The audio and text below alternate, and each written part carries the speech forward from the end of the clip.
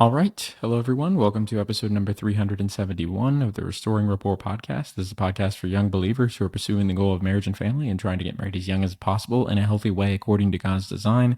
My name is Seth Hensley. I come on twice a week, every week on Thursday and Sunday, to discuss not only the benefits of getting married young, but I try to equip and encourage you in your pursuit of that goal. And today we're going to be starting the third and final episode of Jordan Peterson's marriage series. I've reviewed the first two episodes for you guys in previous episodes.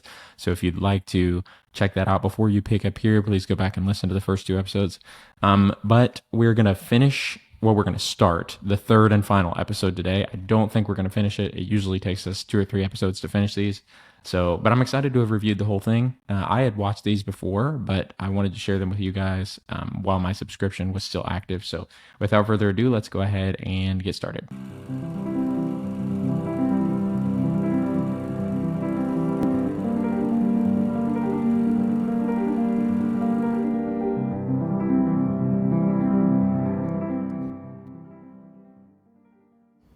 And then you think, well, what are you sacrificing to get married? Well, let's think about it. What are you sacrificing? Foolish, juvenile, short-sighted, hedonistic, nihilist, cynical, psychopathic, impulsive promiscuity. That's what you're sacrificing. It's like, hey, you might want to sacrifice that because that sounds like a pretty decent collection of demons, and you probably don't want that cluttering up your life. It's what, you're going to be Peter Pan, king of the Lost Boys, you're never going to grow up. It's like, what grows you up? Responsibility, sacrifice, a vision of the future. And so people grow up when they get married, and it's probably better to get married when you're young, because then you grow up. And then what else matures people? I've met very few people who have fully matured who don't have children. And I think there's a reason for that, a technical reason. You are not mature until someone else matters more than you. Period. And maybe that will be your wife or your husband. But probably not. They might matter as much as you, and maybe that's the right amount. Well, okay. Well, first let's talk about all the good stuff he said there. I've not heard many people explicitly say that, getting married young is probably the ideal way. Not that it can't be done wrong, and not that it isn't done wrong, but that is probably the best way, because then you grow up together. I think that's a great thing. And again, I would say it like spending more of your life with your partner. If you have a marriage to be desired, a connection with your partner to be desired, then that's something that you want to elongate and not shorten. And so that's another reason. But we've detailed, so many reasons on the show prior to this about why getting married young is a good idea. But the second thing he said that I kind of disagree with there. Well, another good thing he said is that you're not maturing until someone else matters to you more than you matter to yourself. And I think that's a really, really good way of saying that. And a family is really the way that most people are going to have that. A wife or a husband and your children. Those are going to be the things that call you to, and even not call you, but enable you to put someone else truly before yourself. Really good. Where I think I might disagree with him a little bit is when he said your spouse is probably not going to be the person who matters to you more than yourself. I do think that is, and of course we're all selfish beings and we have problems in us and everything. And none of us are ever, perfect or arrived at the conclusion here. But I do think that a spouse does matter to you more than yourself if you're doing it right. If you're doing it wrong, then of course you're still allowing yourself to matter more. You're not laying your life down for your friend. You're not picking up your cross and serving your spouse. You're not laying down your life as Christ laid his life down for the church. You're not doing any of that. You're just, those are the scriptural instructions to you. So if you don't want to do that, expect consequences. So, but I do think that your spouse can be that, a person that you lay down your life for and care about more than yourself. I don't think that, because that's how I am with Lainey. I'm not bragging here or anything, and I'm definitely not perfect in this. I still have major issues, but like she's the person who matters to me more than anyone in the world, including myself. So I just disagree with him there that he said it probably wouldn't, your spouse probably, if I'm remembering his words right, he said your spouse probably wouldn't be the person that you cared about more than yourself. And I just don't think that's true. If you have a marriage to be desired, I don't think that's But when true. you have children, they matter more than you, unless there's something seriously wrong with you. Very few parents, if push came to shove, wouldn't die for their children. And By that same logic, though, I would say hopefully, I mean, at least for the marriages to be desired, just like the parenting relationships to be desired, very few marriages wouldn't, have both parties willing to lay their life down for one another. Ideally, if you're living by the Christian prescription by how Jesus basically commanded and taught, laying your life down for your friend, if you're living that way, then that works with the spousal relationship too. So I'm just not following him there. And maybe he's talking about most people don't mature to the point where they allow their partner to become more important than them, which I don't know about most people there. I don't know if that should be the word that we use. But I do agree with him that the children definitely like the marriage, call you to love someone else more. As soon as someone else matters more than you do in some fundamental sense, you've taken another step towards a true, mature responsibility. And I don't see that you can do that without necessity. And before he moves on here, let me just really quickly show you this. And I've showed you this before on the show, but this We Before Me study that was published in Brad Wilcox's book entitled "Get Married: Why We Should Defy the Elite, Forge Strong Families, and Save Civilization." I just finished this book a couple of weeks ago. It's really, really good. One of my summer reads. But figure 6.1 here, he says couples who embrace the "we before me" are happier and less prone to divorce, and you can see that in the chart right here. Like the myth that pursuing hedonism and your own selfish pursuits and desires and interests above your partner's leads to happiness is something that's really killing a lot of marriages today. And a lot of people, even who aren't married, they're missing out on a better life because they believe that pursuing what you want is the road to happiness, and it's not. The guy who's looking for his life is the one who loses it, according to the words of Jesus, right? Let's look at that verse real quick after we look at this. But if happiness is a side effect of good decisions, okay? So if you want to, Jesus says it like this: seek first the kingdom of God and all these things will be added to you as well. In Matthew 6:33, it's like you get all the good things by making the good choice, okay? But the first step is to make the good choice, not seek the good things, okay? And so laying your life down for your spouse actually makes you more happy in the long run. And I would even argue in the short run, because there's an intrinsic reward that comes through service that is not to be found in any sort of pleasure seeking. And so you can see here the marital quality and perceived stability among husbands and wives percent by mentality with which they identify. So the ones who, as you can see, the people who describe themselves as very happy in marriage, and people who say divorce is not at all likely. The ones who say that we before me is their worldview, you can see that the dark line here, they're generally identifying themselves as more happy than people who say that, my own needs come first. Those people are the light gray line here, and they're identifying as less happy than the people who are putting their spouse first, essentially, is what he's saying. So let's look at that verse, and let's see. I'm going to use Bible Hub. I always use Bible Hub. What was the verse that I was going to look up? Lose his life for my sake. Okay, there it is in Luke. Well, it's in the other Gospels, I'm sure as well, but let's read it in Luke together. Let's do the New American Standard Edition. Okay, right here. For it's in Luke chapter 8:35. For whoever wants to save his life will lose it, but whoever loses his life for my sake and the Gospels will save it.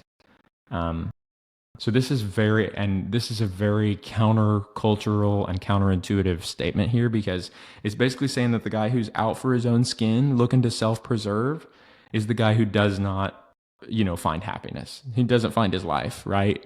He doesn't find the abundant life that Jesus talks about. The guy who loses it, who lays his life down for the sake of Jesus and the gospel, will save it, right? And so this is a very counterintuitive statement, but I think it proves true in marriage too.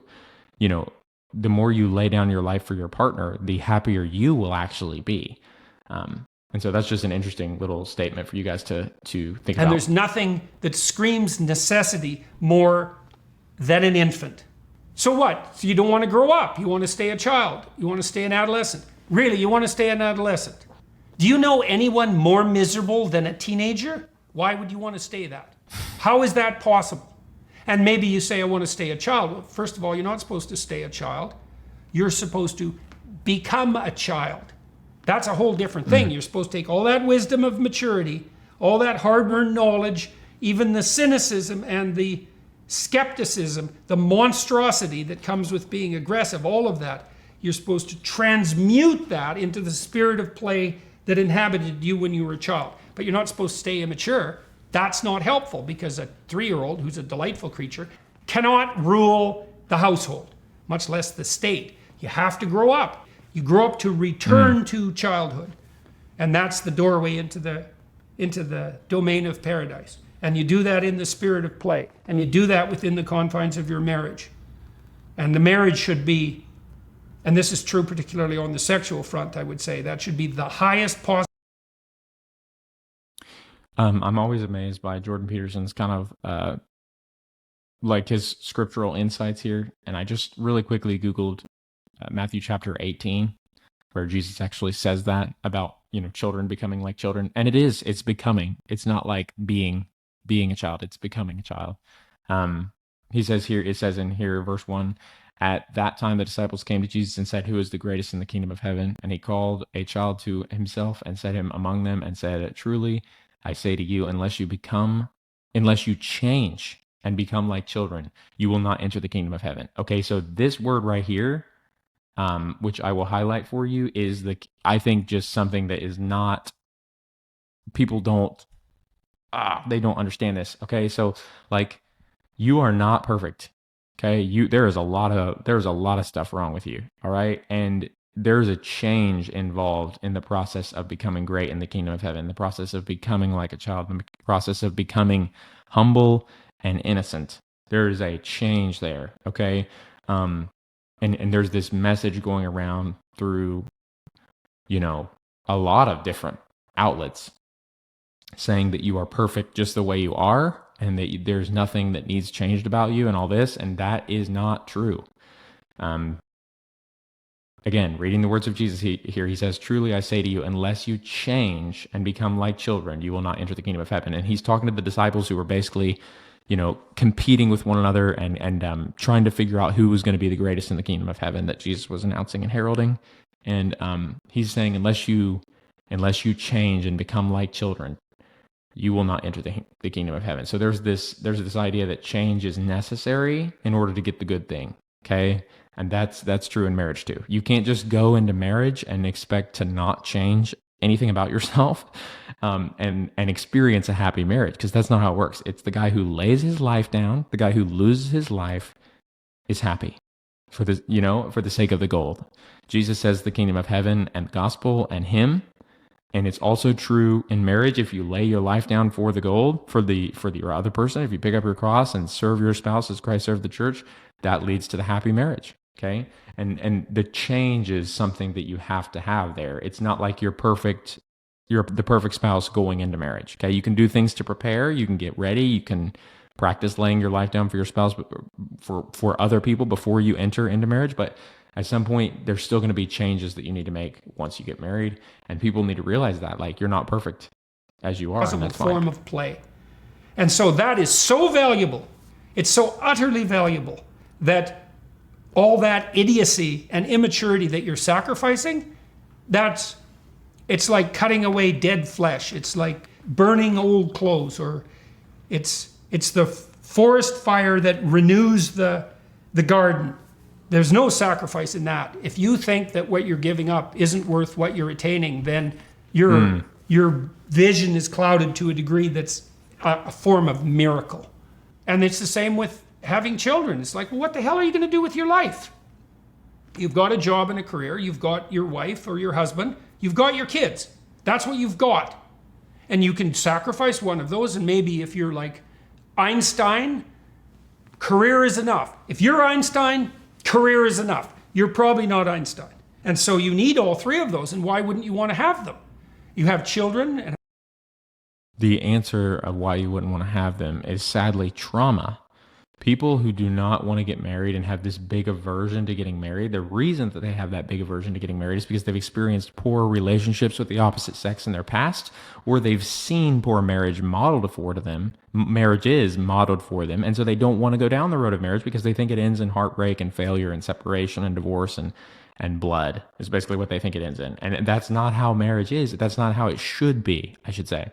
Because like, yeah, you can have a marriage like that. You can have a miserable marriage where everything's wrong. You're always fighting with each other. Everyone's fighting for their own personal wants and desires. And that is not a fun place to be. But you can actually have a good marriage too. And that's what everybody forgets. If you make good choices, you get the gold, right? If you practice laying down your life for somebody, you get this marriage that's to die for, really. Okay. And that you would never, ever, recommend to other people, hey, you should just skip this. You would never say that. You would be encouraging them towards the goal that you have because of how awesome it is, right? And, just because something can be done wrong doesn't mean you should not do that thing, because there's a right way. You got to compare. If you're going to make comparisons like that, you need to compare rights and wrongs and wrongs. So it's almost like, okay, if you have a great single life and a great married life, which would you choose? That's a fine question.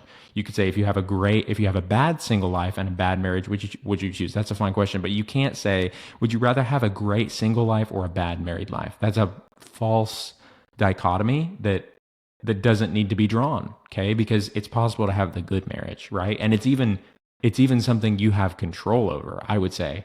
Just making good choices is an amazing tool that you can use to find yourself in a good marriage 50 years down the road and not a bad one. So don't draw false dichotomies. And again, if you ask yourself the question, would I rather have a great single life or a great married life? One of those is way better than the other, okay? One of those is way better than the other. And a stable life and a productive life and a generous life and a playful life. And then later you have grandchildren. And so what else are you going to do when you're 60? By yourself in your isolated hedonism. And what sort of sex object are you going to be then for your hedonistic promiscuity? That's no plan. I know already that if you're still an adolescent by the time you're 40, you're a creep. You're the sort of person that you don't even want to be around. Yeah, true. So you don't want to be the oldest person at the frat party. That is not pretty. Dang. There's something rotten about that. And I mean in that contemptible sense. And what it is it's a person who's never learned to lay their life down for another person. They've never, like you said at the beginning, matured to the point where somebody else matters more than themselves. They're still at the age of 40 after gratifying their own desires and nobody else's. That's it. That's it. Dang. There's no rules for them. They don't care about the rules. They care about, there's no boundaries for them. They just care about having fun, whatever the cost. And so, yeah, just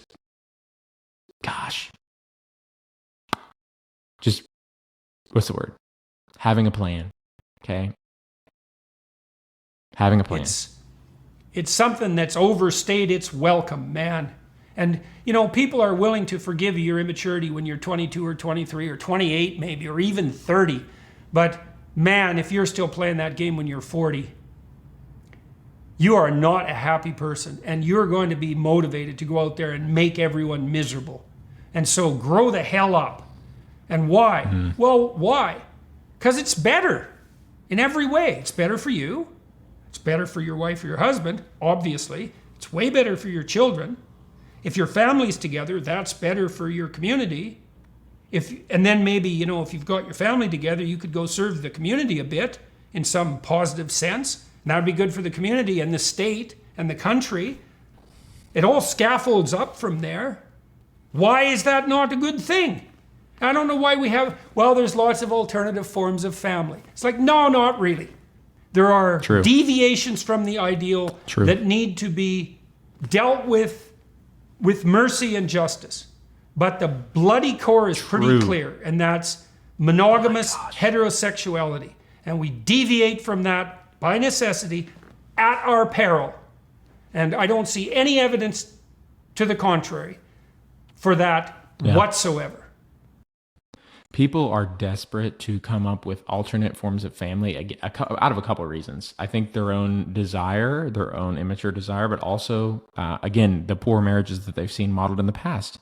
and they're desperate for what's the word? Number one, they don't think that they should have anything about them that needs changed. That's the biggest lie that people buy today. They're like, I don't have anything about me that needs changed. So my selfishness, my interests, my whatever wants this. So therefore, this should be fine because nothing about me needs change. That's the real core belief and that's what's wrong with that worldview is it's always basically anything is permissible because within the human heart there is such darkness that if you believe you're perfect already, then that darkness becomes excusable because there can't be anything wrong with you, right?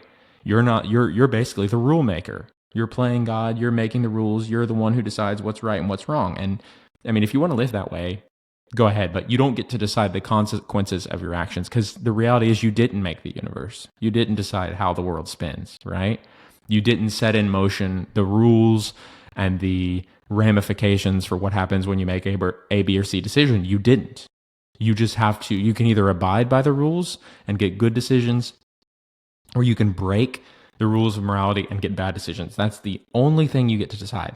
Okay, you don't get to decide morality and you don't get to decide outcomes. You get to decide what you do, but you don't get to decide the outcome that happens when you do what you do. Okay, and I wanted to show you guys that there's this thing going around that all forms of family are the same, and they are not. Okay, and I want to show you. I showed you a couple statistics. Here's one. Children who come from non-intact families are more likely to have problems at school. Okay. And I want to be very careful here when I'm saying I'm not slamming anyone who finds themselves in these family situations. For example, a never married mother, divorced mother, adoptive parents, cohabiting birth parents, birth and step parent. I'm not slamming any of these children or saying they have no shot at success in life. What I'm saying is that your actions affect other people. So you have to make a wise, informed decision on how to live your life. Okay.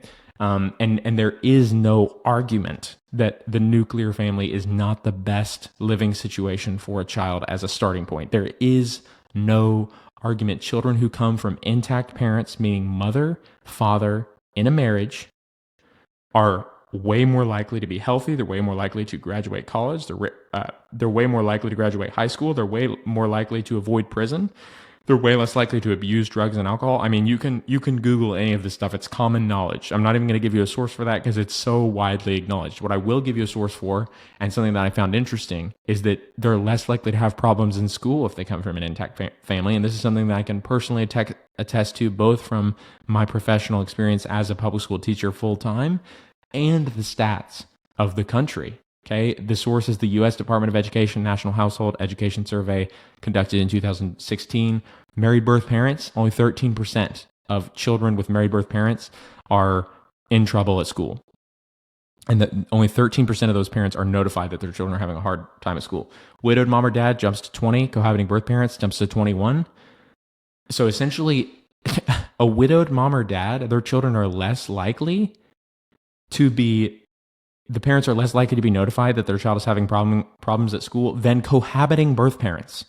That's the difference that marriage makes. A partner who has died, an orphan, but not an orphan technically, sort of an orphan. A parent has died. One of the parents has died. That child is less likely, the child who suffered the loss of a parent, to have the school call their parents saying your child is having issues in school than children who are living with cohabiting birth parents. That's wild. Okay. And people who say there's no difference between cohabitation and marriage. It's like, that's one. And there's no getting around that by saying there's no difference between cohabitation. There is a difference. There are lots of differences. That's one. Birth and step parents, 24%. Divorced mother, 25%. Never married mother, 29%. And adoptive parents, 37%. This one, young men and women from non-intact families more likely to go to prison. Okay. Percentage ever incarcerated by age 28. Intact families, 9% of men have been incarcerated from intact families by age 28. 2% of women have been incarcerated by the age 28 if they came from an intact family. Higher than anyone would like, but still way lower than the other options. Look at these. Let's do single father. Single father, okay? You ready? Single father. 27% of men who have come from a home with a single father are incarcerated by age 28. So it literally tripled. You triple your odds of going to prison by age 28 if you don't have an intact family, an intact nuclear family, a marriage of a mother and a father, biological male and female. Okay, you triple your odds. Same thing for the women, but not quite. You still triple your odds, but it's still only 6% for women. So 6% of women from a home where there was a single father, and meaning no mother, go to prison by age 28. Let's look at this. Single mother, which is the most common scenario, I believe, in this country. Fathers who are leaving their wives for whatever reason, A, B, or C.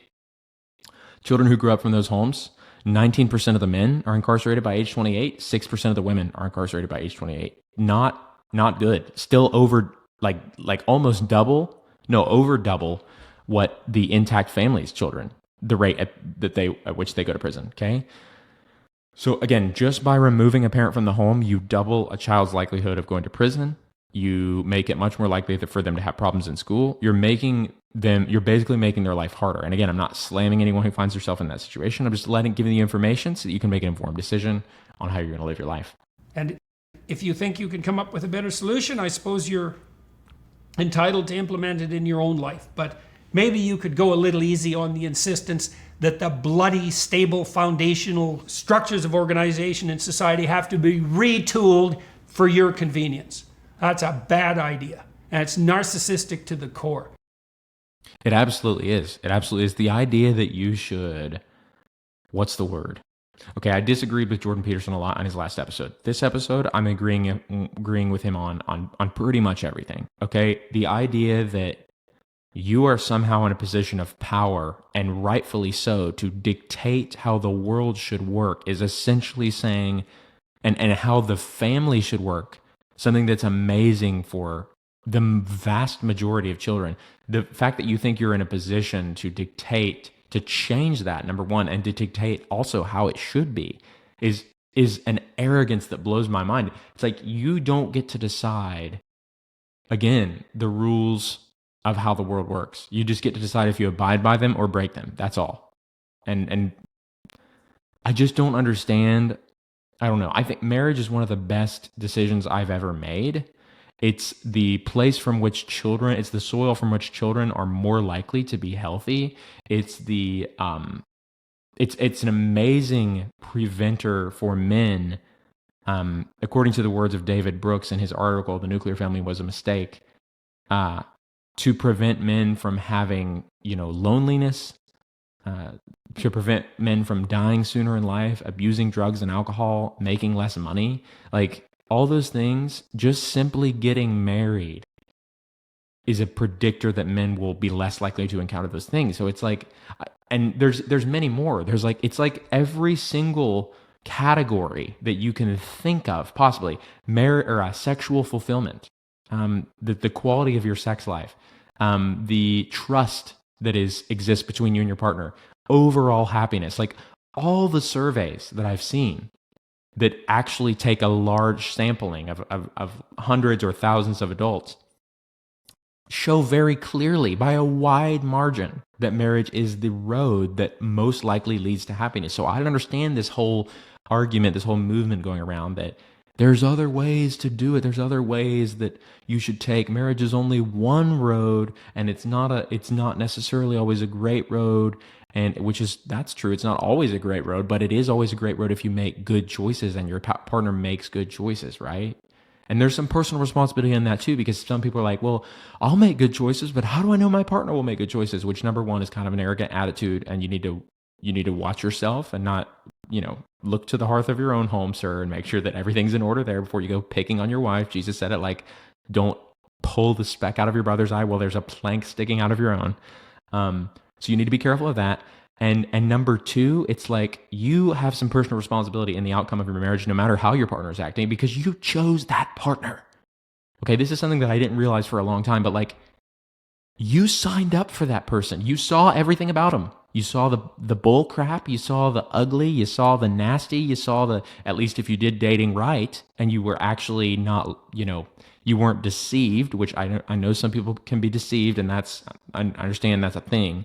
But like, the odds are you saw the bullcrap, you saw the red flags, okay? You saw the nasty, you saw the good, the bad, and the ugly about this person, and you still signed up for it. So it's like you still have some control over where you end up no matter how your partner acts, because you decided to get on board with this person seeing the red flags that they had. And I did this. I'm not taking some moral high ground here. I saw the red flags and ignored them, and I got my due reward. I got my consequence, and it hurt. Okay. And what I'm saying is like, but I'm not blaming other people for that. I'm taking personal responsibility. That was my fault. Okay. I'm not saying everyone did everything right in that situation. Lots of people do wrong things all the time. But what I'm saying is I do bear some responsibility in the situations I find myself in, because relational situations I find myself in, because I chose to get on board with these people. I chose to link arms with this person, right? So I don't know. But yeah, I went on a massive rabbit trail there. But just like, I don't understand the people that say there are better ways than marriage, because there really aren't, statistically speaking. There are always outliers. There are always people who are happy, who are not living a married life.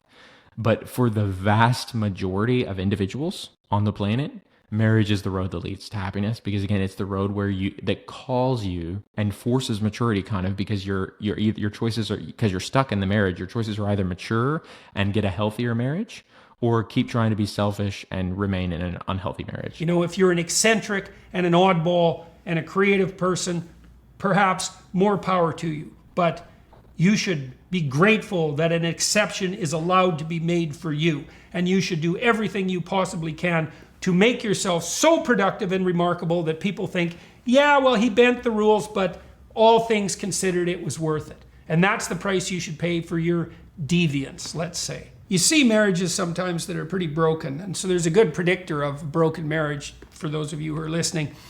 If you're a marriage counselor and you're talking to a couple, and while they're talking, one of them or the other or both rolls their eyes, there's an extremely high probability that they're going to get divorced, because that eye rolling is a marker of contempt.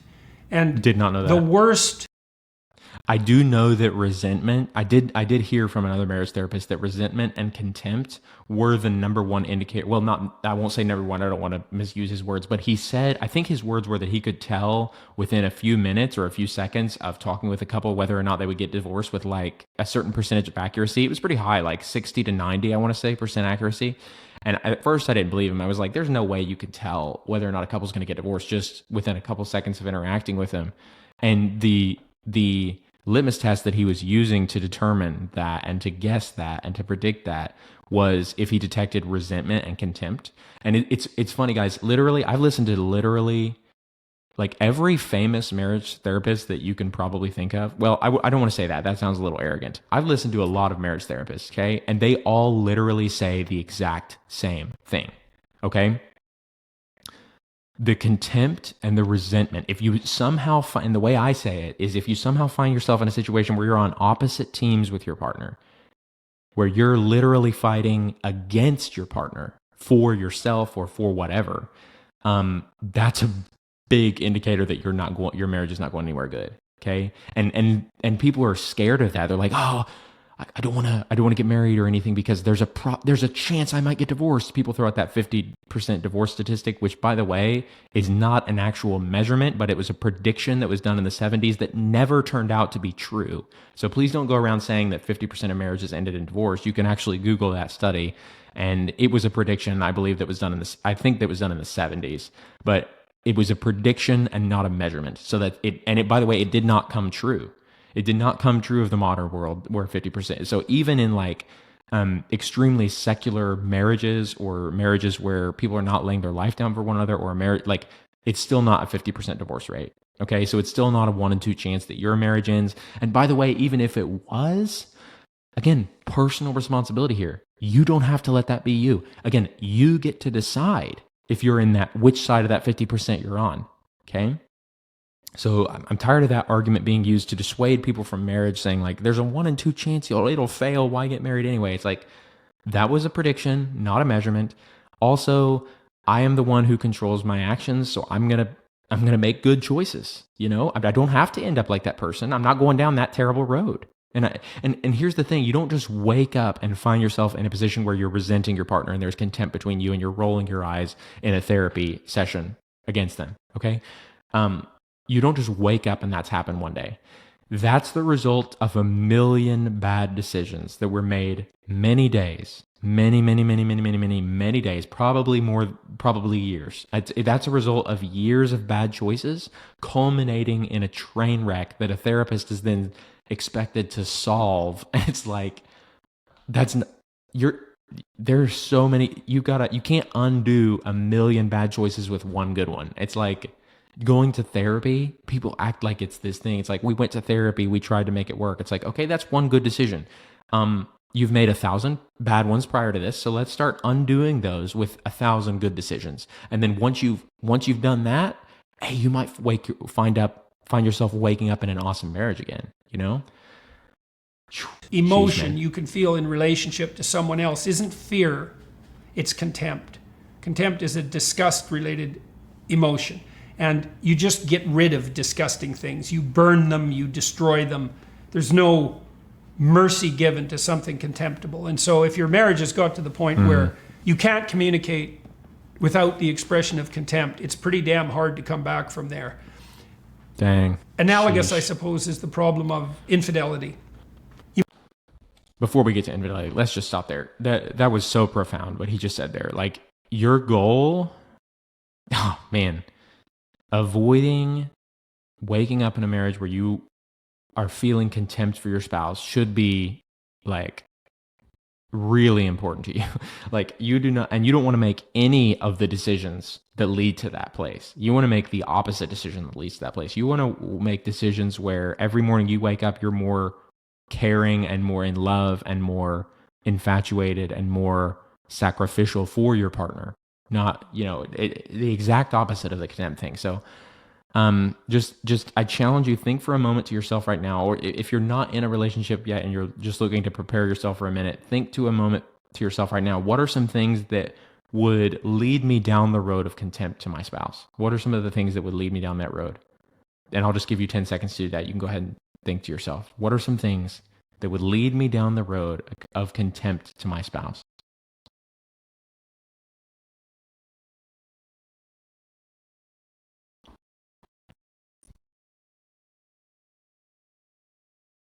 And those things that you think of, okay, whatever it was, maybe it was, her leaving messes, or her going out with her friends for 3 hours, or him, not helping me with this, or whatever you thought of.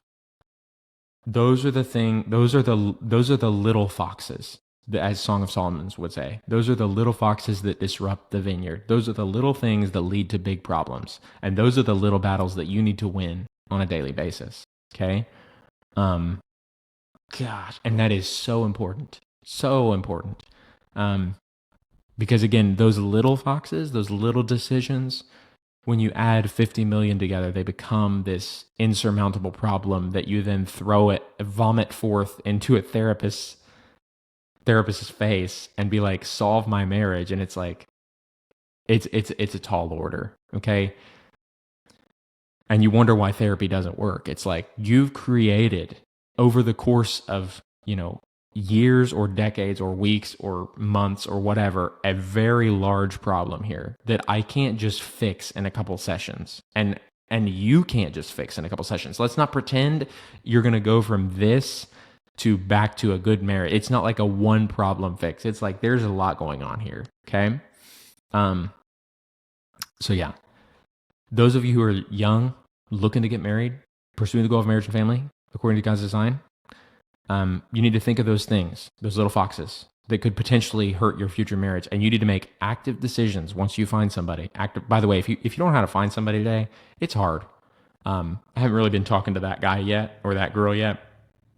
But if you're that guy or that girl yet, go back and listen. I don't remember what episode I did, but I think it's a really great method of finding a partner that nobody else is talking about on the internet. Literally nobody. I've listened to hundreds and hundreds of of people on this topic. And I think it's the best way to find a partner. So go back and listen to that. It's actually how I ended up finding my wife. And I tried everything. Okay. Literally, if you can think of a way of finding a partner, I tried it. All right. Go listen to that episode. I forget which one it is. Just search like Seth Hensley, best way to find a spouse, something, restoring rapport, and it'll probably pop up. All the episodes where I've talked about that will pop up. But for those of you who either have a spouse or you're looking to have a good marriage with that person in the future, like, don't let those little boxes get in the way. Okay. Because that's what leads to contempt in the long run. So thank you guys so much for listening today. If you've enjoyed this episode, reach out and let me know what your thoughts were by using a YouTube comment or by messaging the show on Instagram or Facebook. We would love to hear from you there. It would make us feel super connected to you as audience members, and it would make this podcasting system two-way. Thank you so much for listening today, and I will talk to you guys next time.